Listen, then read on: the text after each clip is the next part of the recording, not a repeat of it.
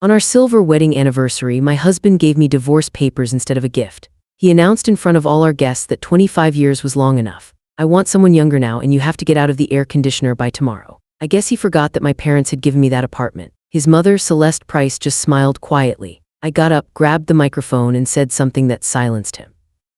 That night, Naomi Sterling woke up to whispers from behind her bedroom door. Her husband, Darren Price, had spoken to her mother again on the phone at 3:00 a.m. Naomi lay quietly in the darkness, catching the fragments of the conversation. "We have to do this right," Darren's voice insisted. "He won't suspect anything." "Of course not, son," her mother replied. Naomi tensed. What were they secretly planning, and why now? Their big anniversary was just weeks away.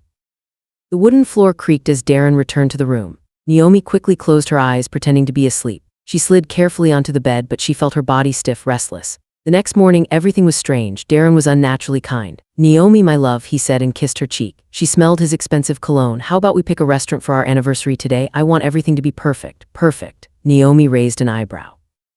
In their 25 years of marriage, Darren had never been so enthusiastic about a family celebration. He always organized everything, and she watched everything carefully. At 11:00, the screen of his cell phone lit up. He suddenly rolled his eyes. Sanchez, a colleague from Seattle, was consulting with him on only one business matter. Naomi knew her husband like the back of her hand. His left eye always twitched when he lied, as it did now. "I see," she replied with a smile. But deep inside, her chest tightened. After he left, Naomi stood by the window and looked out at the gray October sky over Georgetown. 25 years, a quarter of a century, they had met in college. He was a brilliant accounting student. She was a senior manager. For love, they got married, dreamed of children and a big family. But the children never came. The doctors found nothing wrong, but the miracle never happened. Darren hardly knew his mother. Celeste began to make passive-aggressive comments about her grandchildren. Over time, they accepted being childless and focused on the positives. They spent more time on themselves, traveling and career advancement. But something vital had changed between them. A knock on the door broke him out of his thoughts. There stood his mother-in-law, Celeste Price, with her usual cold smile. "Naomi, my dear," she said, and without waiting for an invitation, she entered the apartment. "How are you? Are you getting ready for the party?" Celeste always treated Naomi with exaggerated politeness but kept a great distance. In their 25 years of marriage, she had never once called Naomi her daughter. Slowly but surely, Naomi replied and led her into the living room. "Darren wants to celebrate at a restaurant." "Very well," Celeste replied brightly. "A respectable place with guests. Doing everything at home just doesn't show how important the date is." She began to look around the living room as if she were assessing it. Naomi knew that look. She always made it clear to her without saying a word that Celeste's suburban mansion was bigger and better decorated. "By the way, Naomi, my dear," Celeste said and sat down in the armchair. "I was thinking about the future. Darren isn't so young anymore. He's 53 and well, we don't have any grandchildren. Don't you think it's a good idea to write a will for the grandchildren just in case?"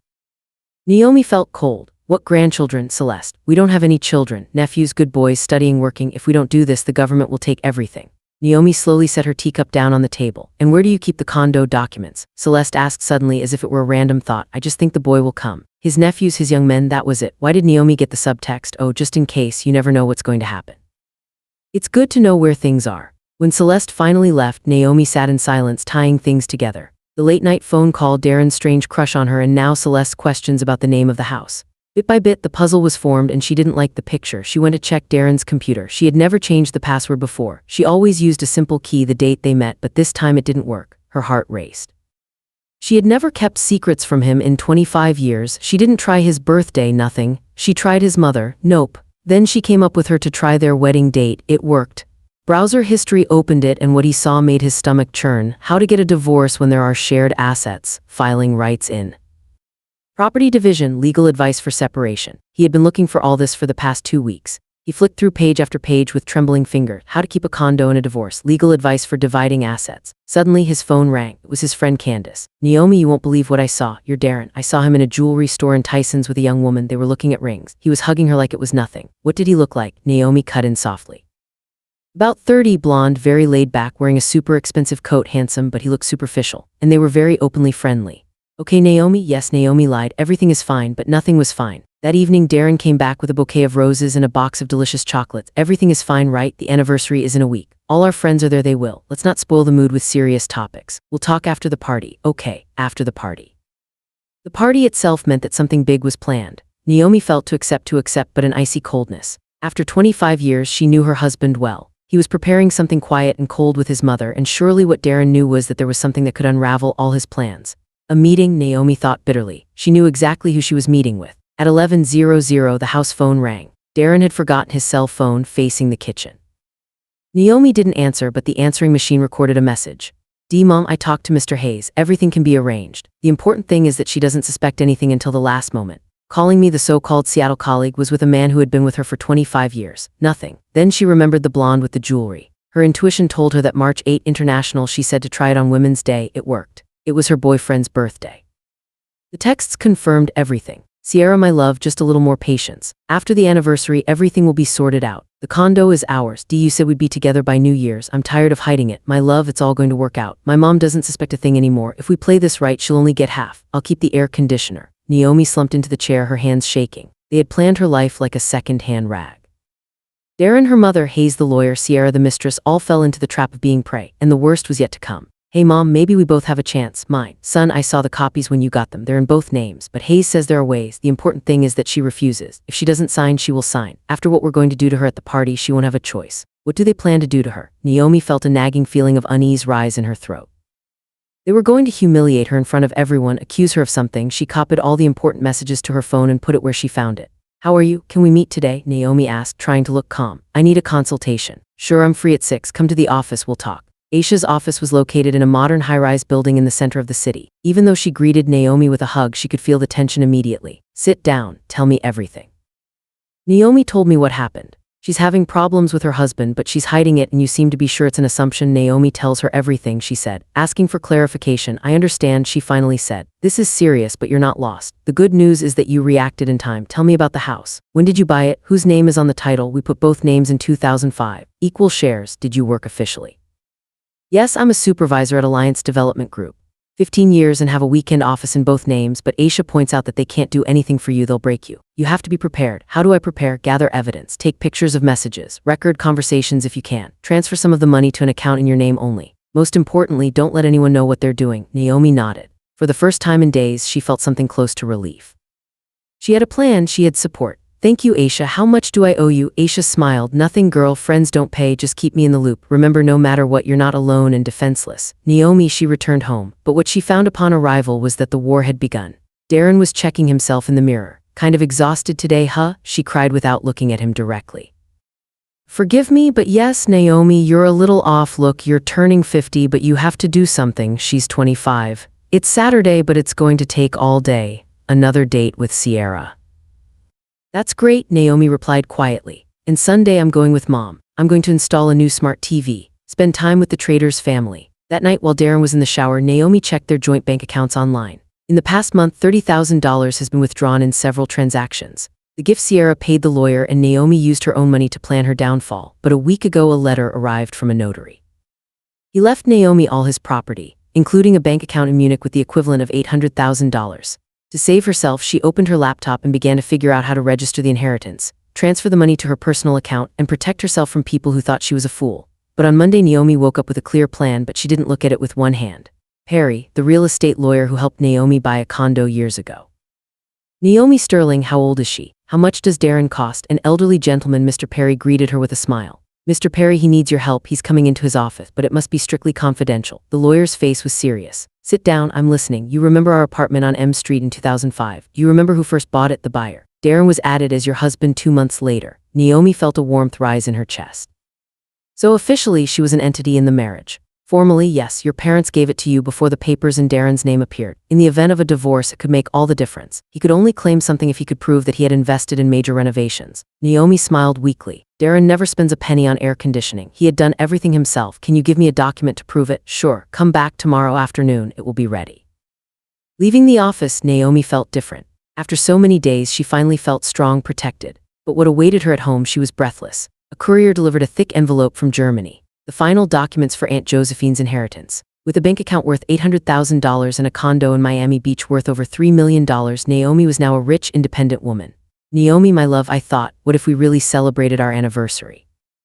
Colleagues, friends, everyone, why such a big deal, huh? Why 25 years, a silver anniversary? I want everyone to see what a perfect family is. I already had a ball at the Sway Hotel for 100 people. 100 people for his public humiliation. Isn't that expensive, Darren? We have to save up. Don't worry about it, he cut it. There's money. What matters is the impression. We'll invite my boss, yours. We need to see how happy everyone is. What a sly lie.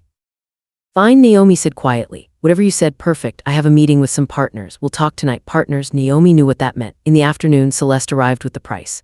Naomi, my dear, she said, this is from me to you. She opened the envelope, planning her betrayal. My daughter. For the first time in 25 years, Naomi had started wiping her back.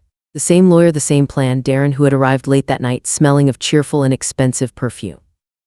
Naomi hugged him. Everything was ready. The restaurant menu, the guests, it would be unforgettable. Naomi looked at him coldly. Right, it would be unforgettable, just not as she had imagined. What cologne are you wearing? It's not yours. He hesitated. I got in the elevator next door. He was wearing a very strong perfume and clung to my jacket, lying one after the other. By the way, he said, walking towards the window. I'll give a special speech on our anniversary about our lives and our future plans. What plans? You'll see. This is a surprise. Surprise. Naomi felt a chill. She couldn't sleep that night. 2:00 a.m. She heard a murmur. Darren was on the phone in the hallway. She got up quietly and pressed her ear to the bedroom. Mom, everything is perfect. The restaurant is booked. The guests are confirmed. After the toast, it will all happen. Are you sure you don't suspect anything? How could she have suspected anything? She's naive as a child. She always trusted me and she still does. And if she doesn't want to sign the papers, she will. After I tell her in front of everyone, she won't have any other choice. Everyone will see what really happened, Don't you think it would be better to do it privately in a house without a view? No, Mom, it should be in front of everyone. That way she won't have to make a scene or explain. She'll go straight home and Herb will be waiting there with her papers. Quick, clean, and no drama, and Sierra already knows. Of course, she's even coming for the anniversary. I want her to meet my colleagues. Introduce her as my new assistant. You're cruel. That's not cruelty, Mom. It's practical. 25 years was enough. I deserve to be happy even if it costs. Naomi went back to bed, but she couldn't. Sleep. So Sierra was going. She was going to witness her rival's humiliation, and then Naomi went to the bank and proceeded to spend half of the money on her mistress. Went to work, Mr. Boudreau, she said to her boss, entering her office. Can I talk to you? Sure, Naomi. Sterling, are you okay? Everything is fine right now. I just wanted to let you know that I'm going to be going through a difficult personal phase soon. A divorce? She asked, frowning. Seriously, I thought you two were strong. You even invited me to your anniversary. That's why I wanted to warn you. If things go wrong, I hope I can count on your support. It won't affect my job. You're the best supervisor we've had in 15 years. No matter what, your job is safe. That night, while Darren was in another meeting, Naomi pulled out the inheritance papers. She needed a clear, well-thought-out plan. The Miami Beach condo was empty. Aunt Josephine had rented it out, but the lease had expired a month earlier. Naomi could move there after the divorce. With the money in the German bank, she had been financially independent for years. And most importantly, the deed to the DC condo had been hers before the marriage. Darren would never see this coming. Tomorrow was the anniversary. He thought he would strike the final blow, but it was he who was about to close his eyes. Naomi put all the papers in the safe and smiled. Thursday morning, she went to the German consulate. She had to formalize the inheritance so that she could access Aunt Josephine's accounts. The consul, an elderly gentleman with a neatly trimmed beard, carefully reviewed the documents. Everything is in order, Mrs. Sterling. Your aunt was a very careful woman. The bank accounts will be open within a week. As for the Miami Beach condo, the ownership will be transferred immediately to your name. Here are the documents. You can dispose of them as you wish. Naomi carefully put the documents in her bag. Now she had 3 properties, over $1 million in cash, and most valuable of all, complete freedom. That day she opened another account in euros in preparation for an international transfer. The bank clerk, a young woman, looked at the figures on the papers with wide eyes. Wow, you handled the inheritance very well, didn't you? Yes, Naomi smiled. My aunt was an incredible woman. As she left the bank, she felt a weight lift off her shoulders. For the first time in years, she felt truly free and independent. She no longer cared what Darren was planning. It was no longer her problem. But the surprise that awaited her outside the Watergate Hotel was a sharp blow. She had been waiting for the anniversary party. She had gone to check on the arrangements, and right at the entrance, a young blonde woman in an expensive coat was talking on the phone. My dear, it's incredible, Sierra was saying in a sickly sweet voice. The ballroom is huge. The decor is divine. You promised we'd be living in a huge condo soon, and I can already imagine throwing parties there. It was Sierra, her husband's mistress. She was only a few feet away, talking excitedly about the life she would have with him. Naomi stood there looking at him. There was no doubt that he was handsome, in his late 30s, with a great figure, well-groomed hair, perfect nails, but his eyes were vacant, cold, and calculating. Of course, I understand that tomorrow will be difficult, Sierra continued.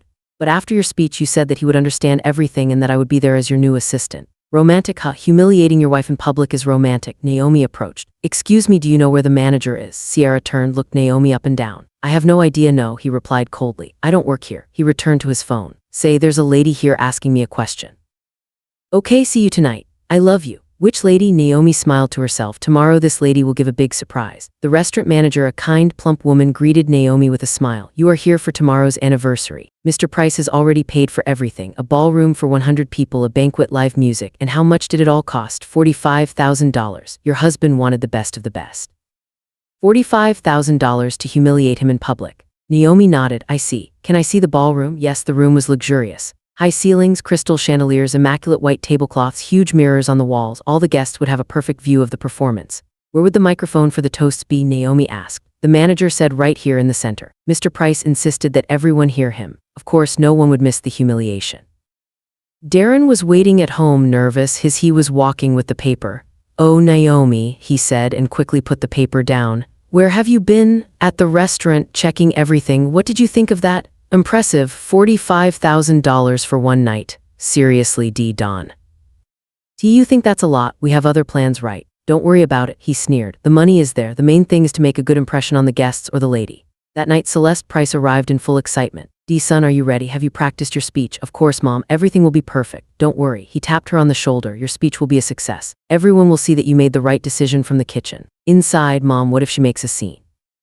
Celeste replied confidently. She'll be with so many people. She's an educated woman. They'll take care of things at home. And Hayes, are you ready? Yes, the papers are ready. All he has to do is sign. After your speech, he will have no choice. Naomi quietly went to the bedroom and took out her papers from the drawer. Everything was ready. She put all the papers in a small folder. The paper stating that the air conditioner had been hers before the marriage, the inheritance documents, and the statement from her new bank account. Tomorrow, those papers would change everything. That night, Naomi left Darren locked when she heard him in his office. Rehearsing her speech, she approached the door and listened carefully. Dear friends, today is a special day. 25 years ago, I made a decision that seemed right. But life goes on, people change, and sometimes you have to find the courage to admit your mistakes. Mistakes. 25 years of marriage were his mistakes. I thank Naomi for these years, but honesty requires telling the truth. We are different people with different values, different plans for the future, and I made a decision. The rest fell silent, but in the morning she had no desire to return to sleep. Darren woke up in a good mood. Naomi, he said, adjusting his tie in front of the mirror.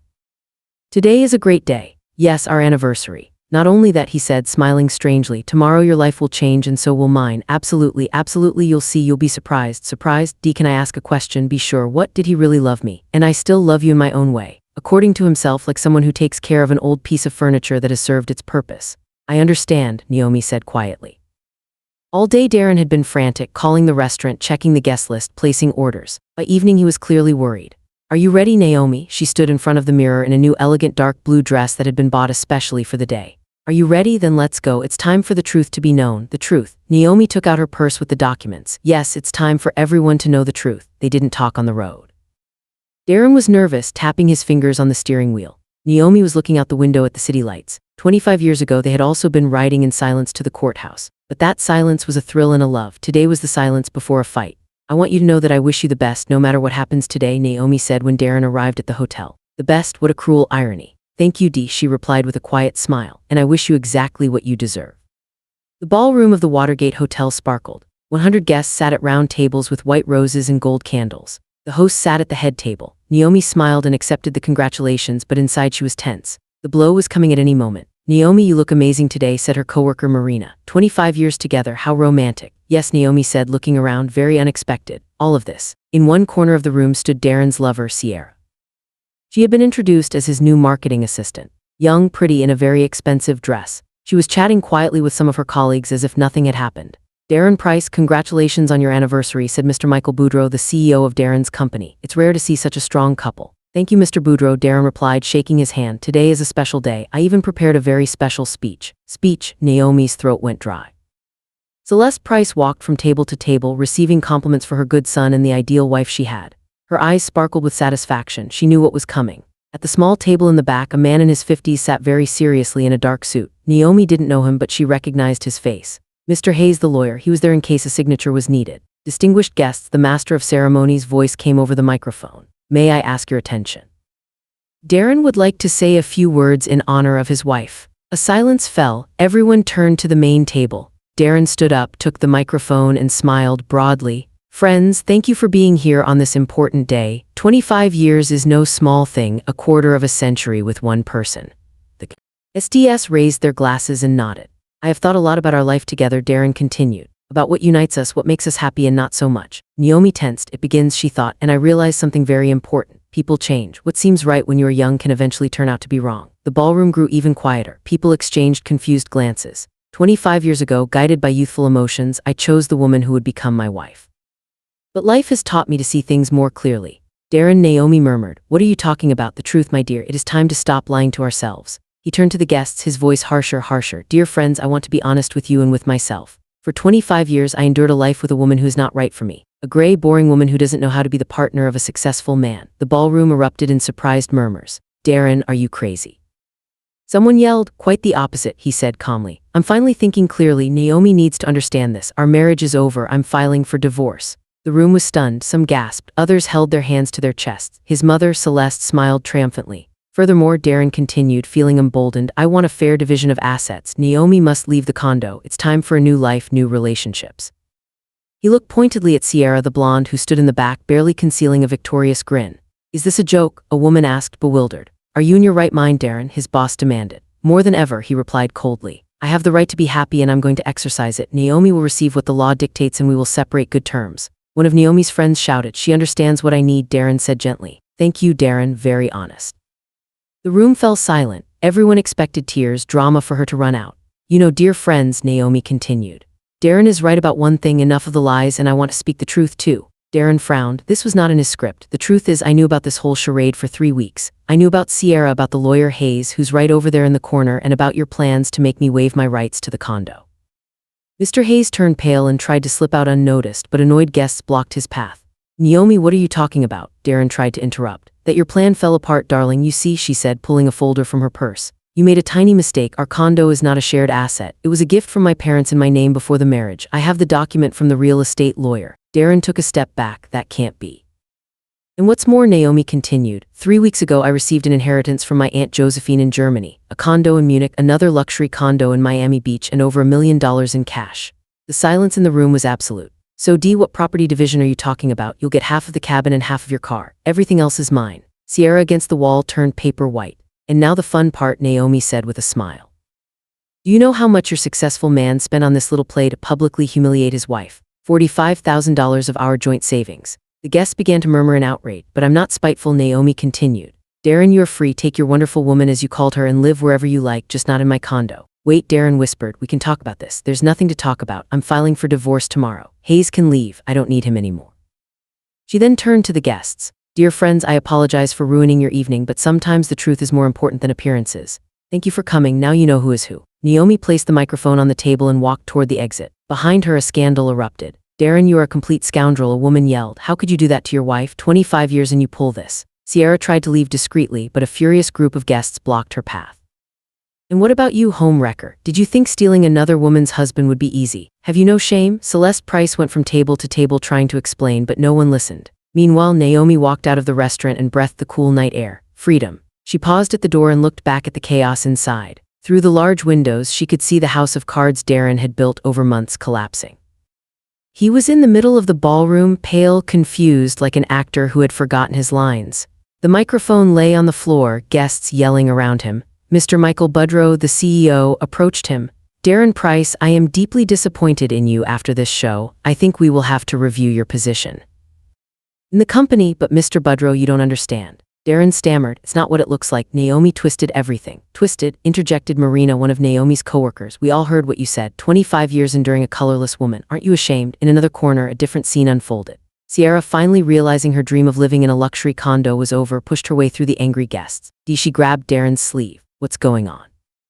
You promised me a condo. Where's the money you gave me for our new life? SHH. Darren whispered, nervously looking around. Not here. Why not here? Sierra yelled, growing hysterical. I've been waiting for 3 months. You said we'd live like kings after the divorce, and now what? Guests turned curious, some already recording on their cell phones. Stop it, Darren pleaded. We'll talk later. But Sierra let out a bitter, almost hysterical laugh. Talk about what? You don't have a condo or money. You fooled me. She turned to the guests. Do you want to know the truth? This successful man promised me riches for 3 months. He bought me jewelry with his wife's money. He promised me a huge downtown condo. Sear, shut up, Darren screamed in desperation, but it was too late. And he also took out loans using their shared assets as collateral, she spat out, getting carried away. He thought his wife would never find out. He took $20,000 from Chase Bank and another $15,000 from Wells Fargo. He spent it all on me. The room was silent. Even Naomi hadn't known about that. Celeste Price, who had tried to be inconspicuous, rushed toward him. D-son, what is this woman saying? What loans? What inheritance of Naomi's? Mom, now is not the time, Darren mumbled. Not the time. I mortgaged my mansion to give you money for the lawyer. And now what? How am I going to pay another blow? Even his mother was now in debt because of his scheme. Wait, one of the guests intervened. Did I understand correctly? The three of you plan to deceive Naomi. No, 3-4, Sierra injected venomously. The lawyer Hayes too, he was going to make her sign the waiver to the condo. Everyone turned to the corner where Hayes had been sitting, but his chair was empty. The lawyer had already bolted. Snake. Celeste Price shrieked, lunging at Sierra. This is all your fault. You drove my son crazy. Sierra retorted indignantly. It was your son who groomed me. He told me his wife was a fool, that he'd manipulate her easily. Men separated them just as a fight almost broke out. What a disgrace, a woman said loudly. Mr. Budrow, doesn't Naomi work for you? Yes, and she is the best controller I've had in 15 years, the CEO said firmly. After this circus, the only thing I'm going to do is raise her salary. And this guy, he looked at Darren with contempt, should look for another job. With this reputation, he won't get far. Darren went back and forth between his mother, his mistress, and the indignant guests trying to fix something. People, you don't understand, he yelled. I have the right to be happy. 25 years is too much. An older woman approached him, Aunt Clarice, Naomi's aunt. And did you think about how she felt living 25 years with an egoist like you? Aunt Clarice is right. Other family members of Naomi supported her. What a disgrace. People like you don't belong in our family. Good thing Naomi found out in time, added her cousin Dwayne. Otherwise you would have kept fooling her whole life. Hey, what if we upload this to social media? One of the young guests said, let everyone know who this guy Price is. Yes, others agreed. We have to trend the #silver anniversary trader. No, wait, Darren begged. Don't do it. This is my private life. Private? Sierra laughed. You humiliated your wife in front of 100 people and now you care about privacy. Slowly the guests began to leave, first Naomi's family, then her coworkers, and then their acquaintances. As they left, each one gave their opinion. Darren Price, a colleague said on his way out, after tonight don't even say you know me. What a shame for the family, a neighbor muttered. And now how is he going to face people? You're trash, one of the men said bluntly as he passed. You exposed your wife like she was a joke in front of everyone. Half an hour later, only the protagonists of the drama remained in the ballroom. Darren, Celeste, Sierra, and a few waiters watching curiously. Now what? Sierra asked, fixing her disheveled hair. Do you have any money at all, D? Where from? He complained.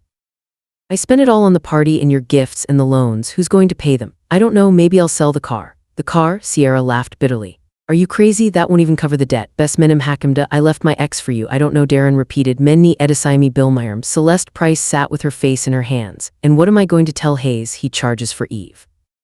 Right consultation, and I even put my house up as collateral. Mom, Darren said, approaching her. Biz Helini Tapakajic. A solution? She lifted her face, her eyes red. In my 70s, I'm left homeless because of your foolishness. Then Sierra stood up, adjusted her purse, and said, you know what, I'm leaving. You two are utterly useless. D, don't ever call me again. And the money you owe me for the last 3 months, forget it. Consider it a payment for this life lesson. She paused at the door and turned. Your wife is one badass woman. It's a shame I only met the real her today. Those are the women who deserve respect. She left, the sound of her heels echoing sharply. Darren and his mother were left alone in the ballroom amidst half-eaten plates and spilled glasses. D. Celeste said softly, what if it's not too late? What if we go see Naomi and ask for forgiveness? Darren shook his head. It's too late, Mom. You saw her face. She will never forgive us. Then what are we going to do? I don't know, he repeated for the third time. I swear I don't know. Meanwhile, Naomi was in a taxi back to the condo watching the city lights. In her purse, she carried the titles to 3 properties and a bank statement showing over $1 million. The driver, an older man, looked at her in the rearview mirror. Beautiful night, isn't it? Yes, Naomi said, smiling. Socks Gerzel, you could say it changed my life. Boo yak shadir, some days just change everything. That's exactly right, she replied, her shay deishti. And indeed her life changed forever. 3 months later, Naomi was in court watching the life of the man she had been married to for 25 years fall apart. Darren looked 10 years older, gray hair, a worn face, a cheap suit instead of his usual expensive ones. The judge, an elderly woman with glasses, reviewed the documents carefully. Very well, she said finally. The court decides the following. The condo on M Street in Georgetown is the separate premarital property of Mrs. Naomi Sterling and is not subject to division. Darren panicked. His lawyer, no longer Hayes but a young public defender, just threw up his hands. The cabin property is considered marital property and is divided in half. The same goes for the Lexus ES300 car. Your Honor, Darren's lawyer stood up. My client used that car for work. Denied, the judge replied dryly. The car was purchased with common marital funds. Naomi said nothing. Her friend and lawyer Aisha smiled discreetly. Everything was going according to plan. Furthermore, the judge continued, it was proven that Mr. Darren Price concealed significant debts from his spouse. A $20,000 loan at Chase Bank, a $15,000 loan at Wells Fargo, and an $8,000 quick loan. The total debt is $43,000. But those are his personal debts, the young lawyer protested. According to Family Code Section 39, the judge replied calmly, debts incurred during the marriage are the responsibility of both parties. However, since the money was not used for family welfare but for the personal affairs of the petitioner, he shall be solely responsible for their repayment. Darren went even paler. $43,000 in debt, and it was all his. This court solemnly decides, the judge concluded, to dissolve the marriage between Darren Price and Naomi Sterling. The respondent retains the condo and all bank accounts. The petitioner retains half the cabin value and half the car's value. No alimony is assigned as there are no minor children. The gavel strike marked the end of a 25-year marriage. Leaving the courthouse, Naomi felt a strange peace, as if a great weight had finally been lifted. "Naomi," Darren shouted. "Gers Lion," she turned.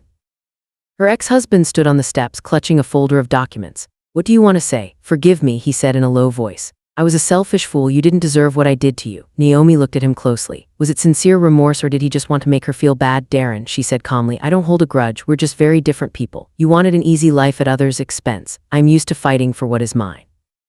Could we see each other sometimes as friends?" "No," Naomi replied softly but firmly. "I'm sorry, but no, it's better if we each go our own way." She turned and walked toward her car, a new elegant Audi she had bought with part of the German inheritance. Life continued, and everyone got what they deserved. A month after the divorce, Darren lost his job. The video of the anniversary party went viral on social media, and his company's CEO no longer wanted to deal with the scandal.